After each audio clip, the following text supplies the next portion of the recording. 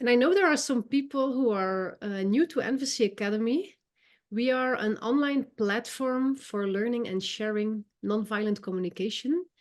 We organize live courses, we have self-paced courses, downloadable courses, and we are building also the biggest NVC library. We have videos, audios, learning tools.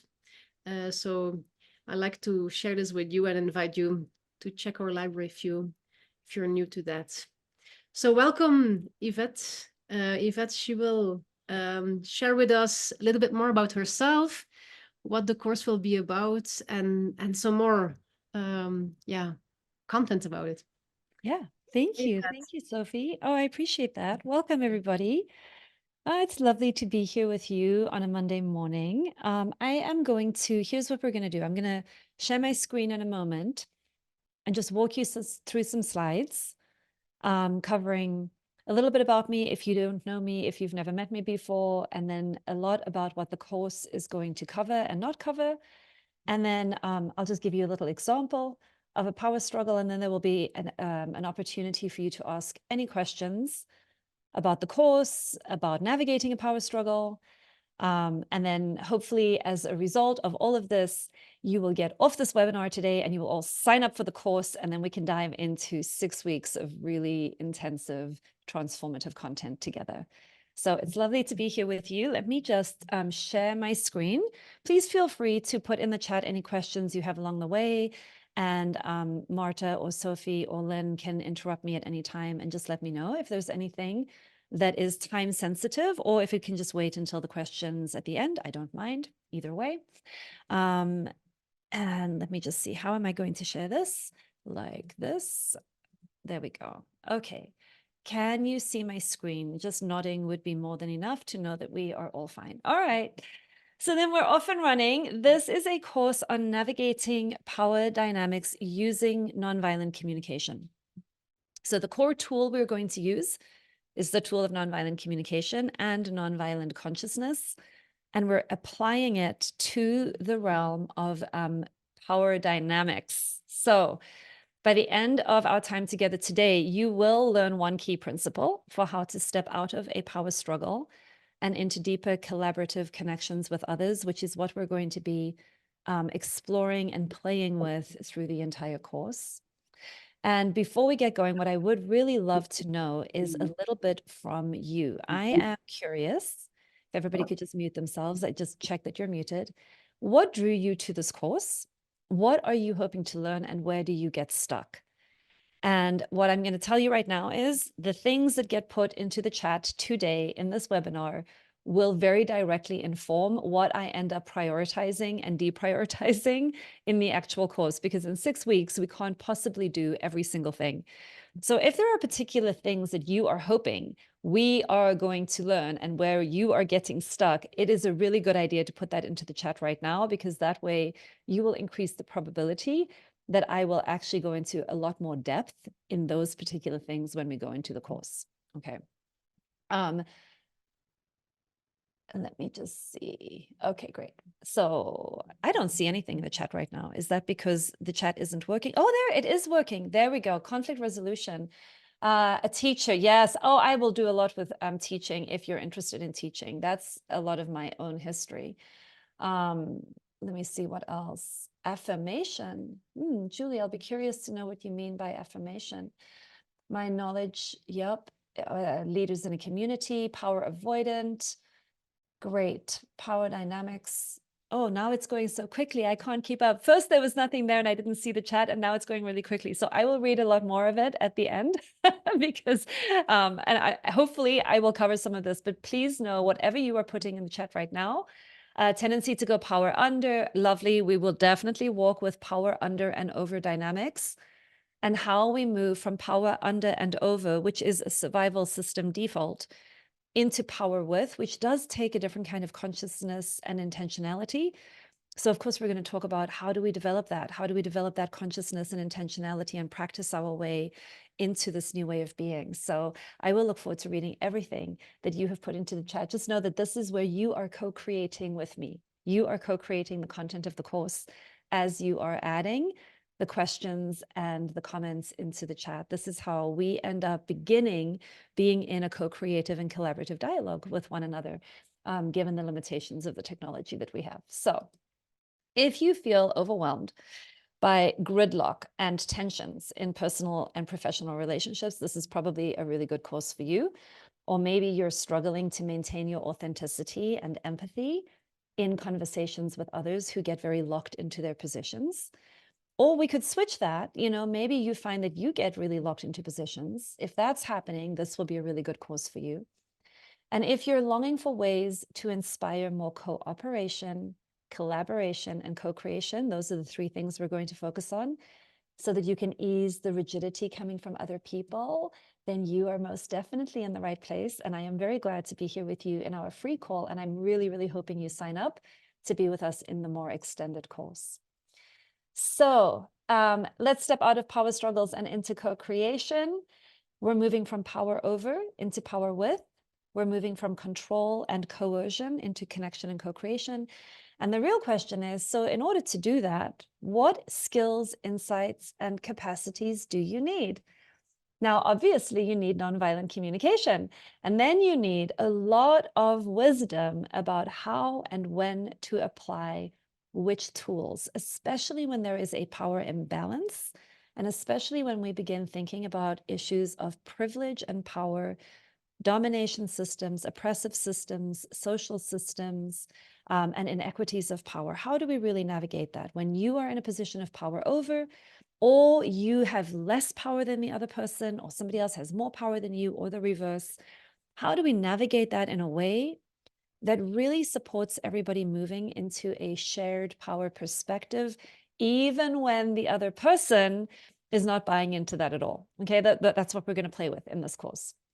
So for those of you who don't know me or who are meeting me for the first time, this is my journey. I was actually born down here in South Africa. I wonder if you can see this. I was born in South Africa to 2 white South African parents under the state of apartheid, institutionalized racism, as you all know, most of you will know. And I actually only lived there for the first 2 years of my life. And then we moved to Malawi, which is right here in southern Central Africa. And I lived in Malawi until I was about 6. Then we moved to Germany, and I lived in Germany until I was 10. And then we went back to South Africa, and I did middle school in South Africa. Now, at the time that I moved back to South Africa in middle school, the country was in a state of emergency. We were in the height of apartheid, but also in the height of revolution, leading up to, obviously, Nelson Mandela's being released and the country finally getting its act together. But I lived in a state of segregation. And the other thing is that my mother worked actively against the government. My mother was a revolutionary who stood for social justice and equality for all people. And my father worked for the South African government. So we can talk a lot more about that in the course when you join us. But I grew up very much between big polarities and opposites. And so this idea of how do we bridge this difference, and how do we understand our own positioning in a society, and how do we then work with power in more co-creative ways, has been something that I've been immersed in for my whole life. So then when I was in high school, we moved to LA. My father was transferred to the consulate in Beverly Hills, and that was a huge culture shock. I've lived in Minneapolis. I've lived in Egypt. I've lived and worked in Egypt and England and Bali. And I won't go through all of that, but I have lived all over the world, all kinds of cultures, all kinds of languages, which is why you cannot place my accent. That's the main reason why I tell you all of this, is so that you get a little bit of a sense of where I'm coming from and why I speak funny. I have been a teacher. I worked in the educational systems for a long time. I'm currently a clinical psychologist and a consultant and a parent. I like to think of myself as a recovering rebel with a healthy dose of good girl conditioning. And what that really sets up in me is a lot of compliance, lots of compliance to get approval, and then lots of resentment and rebelliousness to break free from the chains of compliance. So I have a lifetime of experience between these polarities, and maybe you can relate to some of that. Oh, whoops, I just went in all kinds of funny places. Wait, where am I going? Here we go. I would like to tell you that I was expelled from 2 schools growing up for non-compliance. I was actually in 12 schools by the time I graduated 12th grade. And two of those schools and I did not get along very well because I did not agree with the rules. And so I refused to follow them. And one of the jokes in my family is that the best way to get me to do something is to tell me that you don't want me to do it, right? If you tell me I can't do something or I'm not allowed to do something, usually that's a very good way to actually get me to do it. So I've got a lot of authority issues. And so that puts me in a really good position to understand power dynamics from the inside out. Most of my applications, the ones that come most naturally to me, have to do with how we apply this in teaching, in parenting, in management, in facilitation of groups, and in leading. So if those are areas where you are wanting to play and get some insights, those are ones that I can speak to with quite a lot of experience. Maybe not all the answers, but I can certainly point you in a lot of helpful directions as you do your own exploring and learning in those realms. So here is the key point that I want you to leave with today. If you get nothing else out of this entire free webinar, I'd like you to remember that at the root of every power struggle lie unmet needs.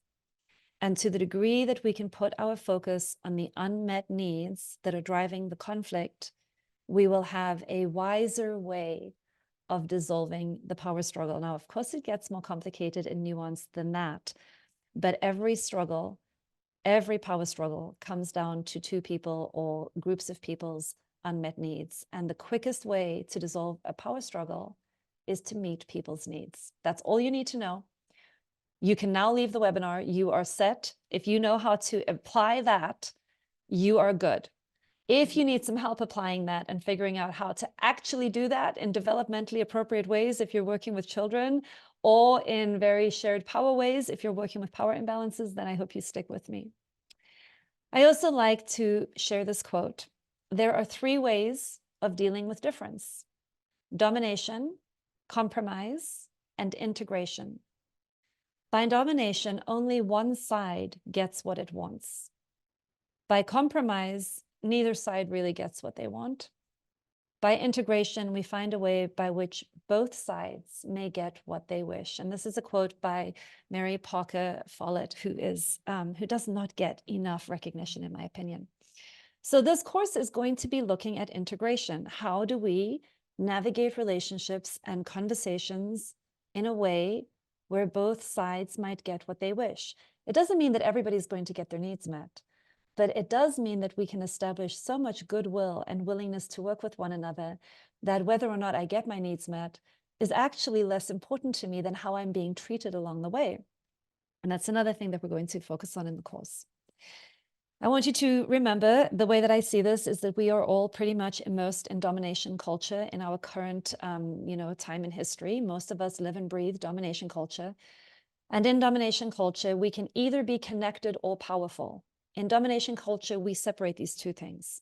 You cannot be both connected and powerful at the same time.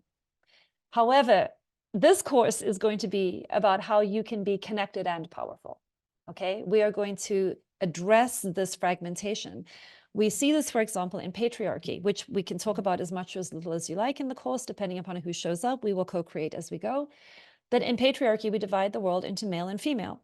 In racism, we divide the world into, for example, black and white, or whatever races you want to put against one another. You can look at this in religious oppression. We have two religious groups against one another. Domination culture runs on creating false binaries and false choices, which lead to fragmentation internally in our psyches, which is then expressed externally in our systems. And these two things mutually inform one another. When we use tools of dominance, we break connection.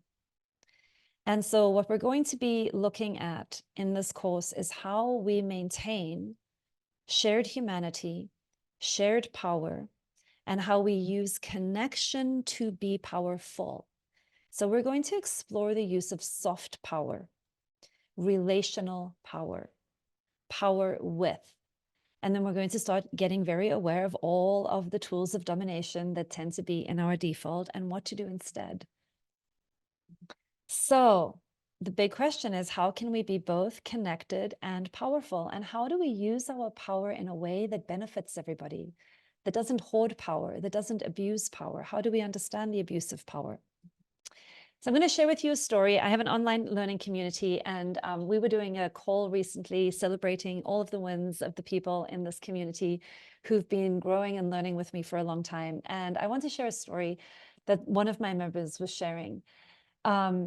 She was celebrating a conversation that she had been having with her husband for many years, like this power struggle that had to do with who decides where we sit. Like they would go into a restaurant and he'd want to sit in one place and she'd want to sit in another place. So they'd go to a party, or, you know, in all these settings, there would be this dynamic where he just assumes and sits. And then she's sort of left in the position of, do I say something? Not, what about, I don't want to sit there. What if I want to sit somewhere else, right? So she was telling this story about how the work that we have done together and a lot of the work that we're going to be doing in this course impacted this power struggle. She says, I'd sit in one place and he'd sit in a different place. And I told myself a big story about he doesn't care about where I want to sit. He doesn't care about me. He's not attuning to me. He's inconsiderate. You may be familiar with this kind of thinking and storytelling. And the thing she was talking about is, I always have to sit where he sits. This is the rub, right? Why do I have to do what he wants? What about me? And that is a common thing that happens in power struggles. And as a result of all of the work we've done together, she was like, I set a new intention. And I was thinking to myself, how can we talk about this in a new way? And so she invited a new conversation with him. And the way she did that is she anchored it in a micro moment, which is the nonviolent communication observation, where we get very skillful at neutral observations. And she anchored it by opening up a conversation with him. Do you remember when? And she described in neutral ways this thing that had happened. And yep, he was like, yeah, I absolutely, which is what we go for with neutral observation, is getting to the yes, right? And then she asked for what she wanted. Would you be willing to check in with me about choices about where we sit? I would love it if we could, when we go somewhere, say, hey, I want to sit here. Where do you want to sit? Like, that's all I want. I just want a check-in where we're making a choice together. And she said, and then it kind of led initially into the well-worn path of, he was like, well, why? You should just have said no. I mean, if I was going to go sit somewhere, this is what you should have done differently, right? So this is the common turnaround, which you may be familiar with in some of your relationships, where you ask for something and then somebody was like, well, why didn't you say something? Which she fielded really well. And she said, I don't want to be in a public place debating where to sit. So she stayed really grounded in her own perspective and what it is that she wants. And I did ask, no, but you didn't, so he was like, I did check in with you. And she's like, no, I don't think you did check in with me. So you may be familiar with that in a power struggle, where you have different memories of what's the truth of what happened. And then he was like, well, you should just be more forceful. Again, putting the responsibility for change on the other person, right? And not taking in the request or working with. So this is the other person. So then she said, I don't want to be more forceful. I simply want us to decide together where we sit. And so she reiterated just this request for collaboration, for choicefulness. And it ended up going really well. It was, she stuck with it a little bit, got the same thing in the early stages of the conversation, but stayed really clear on the skills she was using and her own intentionality, and then ended up coming to an agreement with her husband, and is now really celebrating the way that this changed the conversation and how they're working with it differently. So this is the dynamic, and here's the plan. This was one celebration. The two of them at the end of the conversation agreed upon the power struggle dynamic and what had happened, and made a plan for what they're going to do next time. And they now have a way to check in as they try to change the dynamic. So again, this is process oriented.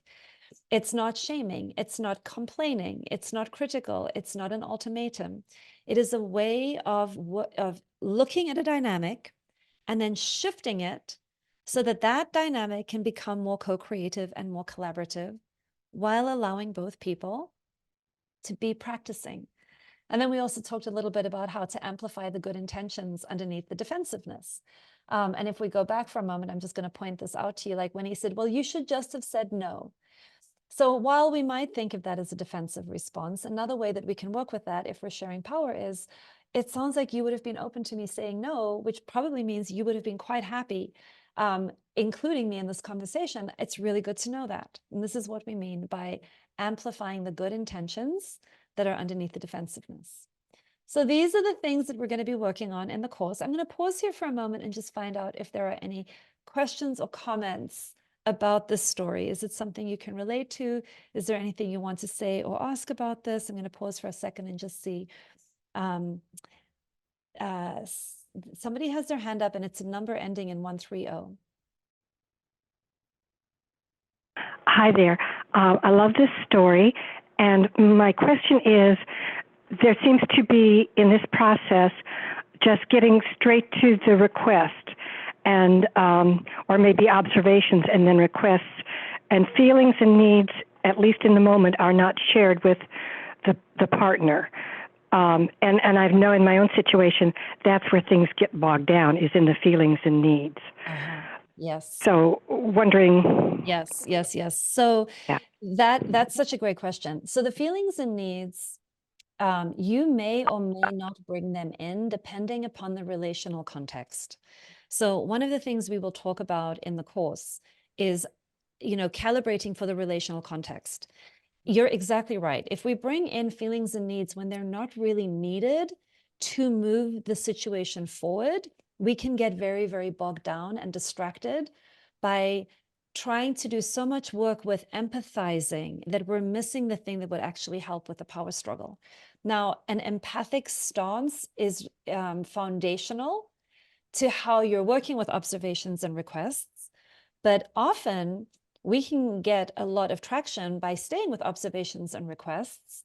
As long as there's a lot of trust and goodwill in the relationship, we're going to go back, we're going to retroactively fit in feelings and needs when there isn't enough awareness of the needs and when there isn't enough trust or goodwill yet. So we absolutely will bring them in, but the timing and when and where and to what degree, that can get pretty nuanced and complicated. How does that land?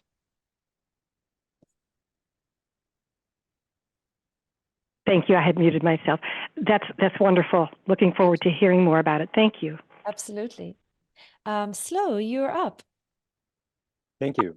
Hi. Everything I've heard so far, that sounds great, has been, it seems, about situations where you have relatively ready access to the other person. And I'm wondering if anything in the course is going to address situations where someone with more power, it might be difficult to even get a hold of them. And if you do, there might be a lot of resistance to even beginning a conversation like this. And I'm wondering if any of the course will be addressing those kinds of situations. I'm probably not going to be the best person to help you figure out how to get access and build relationships with people that are not currently in your circle of influence. So I'm not so great at that. So I'll be super honest. That's probably not my area of expertise. However, we're going to focus a lot on who is in your circle of influence and what is your circle of influence and what choices do you have and how might you want to be exerting power with. And we will talk a little bit about, if you want to get in front of somebody who is a decision maker about something that you care about, how to bring your most co-creative, collaborative self to make it more likely that they will listen to what you have to say. Sure. Because when we come in with a lot of demands and self-righteousness, we tend to get met with a lot of resistance. And if somebody has more power than we do, we sabotage ourselves because they're going to be able to simply not listen. And so how do we make it, how do we create conditions where somebody might actually want to listen? What is the sophisticated tool there? If you can get an audience, that's really where we're going to work. So we are going to work with situations where you have access mostly. How's that? Do you have any? Thank you very much. That's very clear and answers my question. I'm wondering if you have any recommendations, or if anybody does in the chat, for how to address the situation when someone has so much more power than you, even just approaching having the conversation is itself the primary challenge. I love that. Yeah, no, I love that. I would love to see some crowdsourcing in the chat. I'm sure there's so many connected, bright, skilled people on this call. I'll be curious to read the chat afterwards and see what they say. Yeah. Thank you for your question. That's excellent. Is it Lucy or Lucci? Yes, Lucy. Hi. Yeah. Hi. I have a question. I don't know exactly what the core of the thing, but the situation is my partner has 2 kids with his previous wife, and she's very upset of me being around. And they had a issue in mediation and talking to each other and agreeing on the care and everything. And now it's somehow I'm being part of it as well, and he's putting a lot of hate to me in messages and in everything. And it's this like imbalance of she feels I'm not in a position to say anything to her, that I'm kind of like not part of it, but I am part of it, and she's actually addressing me with a lot of things that she doesn't like. Yep. And I wonder, like, what's the right way, in a meaning, like, what can lead to some healing and some understanding in such a situation? Yeah. I don't know that I caught every detail, but I think I got the gist of it. And for the purposes of today, I think what I would say is the very first step in a situation like this is working through our own internal work, processing our own pain, getting aware of what matters to us, surfacing our needs. Sometimes we need to do some empathy work to really take the perspectives of the other people so that we can be wise in the ways in which we choose to interact with them. And then getting very focused. Again, I'm going to use the idea of what is in your circle of control and staying in a place of deep choicefulness. Sometimes when we don't like the choices in front of us, sometimes we have a range of choices and we don't like any of them. Really staying in a place of choicefulness so that we're not falling into victim mentality and then overcorrecting by perpetrating ourselves in an attempt to try and gain power. So really nuanced question, really nuanced situation. Hopefully we can get into some more depth with some of those steps, but hopefully that'll just give you a little bit for today. Starting with yourself, taking perspective, and then once you have an understanding or your best guess of the needs that are at play in the situation, beginning to try things out in shared power and shared humanity ways with various stakeholders to see where you can begin getting some movement and shift. So I know that's a little high level for right now, but hopefully if you come, we can do more demos inside the course. So, okay, good. Let me go on a little bit more. There will be a chance for more questions later. I just want to wrap a few things up. These are some of the main things that we're going to be covering and that you'll hear me referring back to. We're talking a lot about the dynamics of power with and power to. I have the power to do some things and maybe not others. And how do I have power with other people or systems? We're going to talk about the importance of maintaining a growth mindset and coming from a place of learning and growth and process and practice in all things. Our focus is going to be on meeting needs to the degree that it is possible and what to do when you can't actually get a need met, either your own or somebody else's. The power of leading with requests, which one of you already picked up on, which is lovely. We want to lead with requests and we want to put relationships first. What that means is we don't get attached to an outcome in the early stages. We drop our attachment to any kind of strategy or agenda or outcome or expectation, and we put the relationships first, and then we notice what strategies and outcomes, especially ones we hadn't thought of before, begin to emerge in a different kind of relational space. So then we're going to talk a little bit today about how to work with me and the course. Sophie's going to help us with that, and we'll have a little bit more Q&A. So if you would like to navigate power struggles with more clarity or confidence or ease, then you have some choices, as always, because life is all about the choices we have. We can stay stuck and frustrated, or, and this is what I highly recommend, you can follow a more proven roadmap. So in this course, what we're going to be talking about is understanding how to move from domination-based power over moves in our relationships to collaborative, co-creative power with moves, what those sound like, what the scripts are. We're going to dive into how NVC supports us in moving from the punitive use of force to the protective use of force. One of the things that I don't think we're good at yet as a culture globally is the protective use of force. And we're addicted to the punitive use of force, which makes everything worse. So if you're interested in this nuance and this distinction and how this shows up with your relationship with yourself, with your relationship with other people, and how we might understand global events using this frame, we're going to do quite a bit with that. And you're going to get practical strategies and step-by-step frameworks and a lot of new scripts for sharing power in all of your relationships.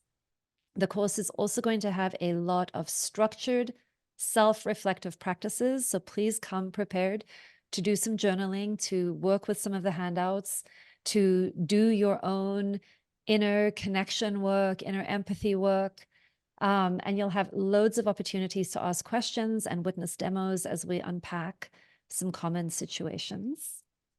And that's it. So that's what I wanted to share with you and tell you. I am open now to any more questions that you may have, either about the course or about power struggles in your own lives. And I also want to just check in with Sophie and see if there's anything Sophie would like to add at this point.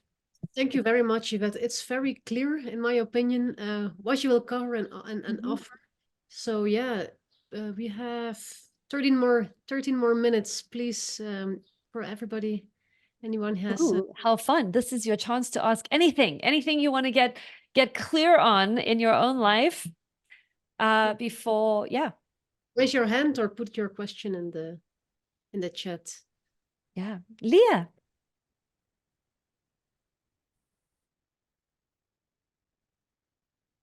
I just need you to unmute. There we go. Hi, finally, thank you, Yvette. Oh gosh, it's so nice to see everyone. You know, I'm thinking of a very tricky situation. My sister, who has all the power and doesn't really want to give it up because it would mean she would have to feel feelings about being forced to really harm me along with my mom.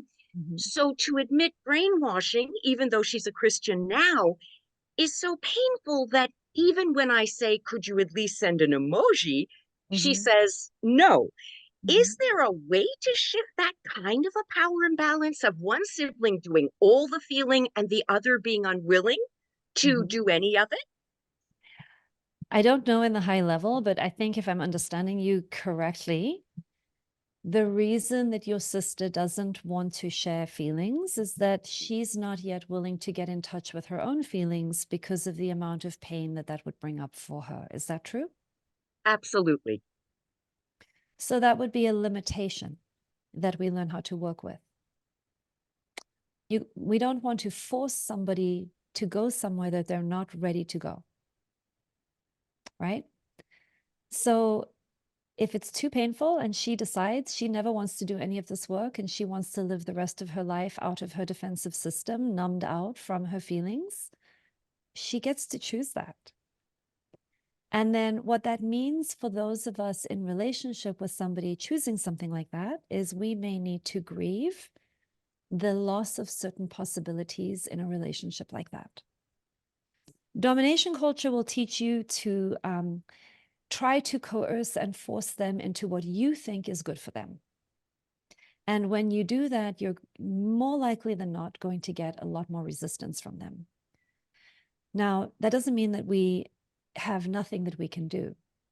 We can begin creating relational conditions with that person where our main goal is to have them feel so accepted as they are, so loved as they are, so cared for and understood as they are, that we become a safe place where they might, if they choose to, begin dropping some of their defenses because we've become such a safe place for them to be.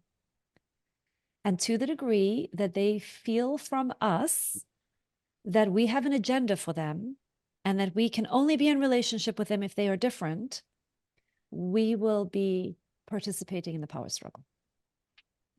How's that landing? Beautiful, beautiful answer. Yeah, and I've already gotten my no last night, but it's a beautiful answer. Grieving is in order. Thank you so very much.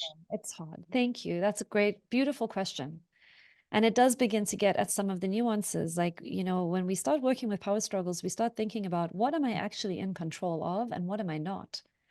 And where am I trying to get control over things that are not mine to control And in doing so, where am I actually missing the opportunities to leverage the power that I do have? Yeah. Julie, hi. Can you repeat that last line you just used? Where am I missing the opportunities to leverage the power that I do have? When I get very, very busy trying to control things that are actually not in my purview, because I think I know better. I mean, we're very well intended. It's just not effective, right? There's an opportunity cost.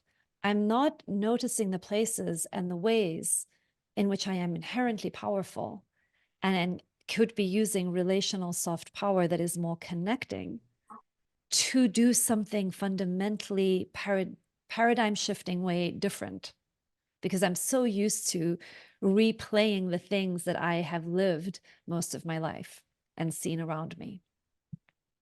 Yeah. Yeah.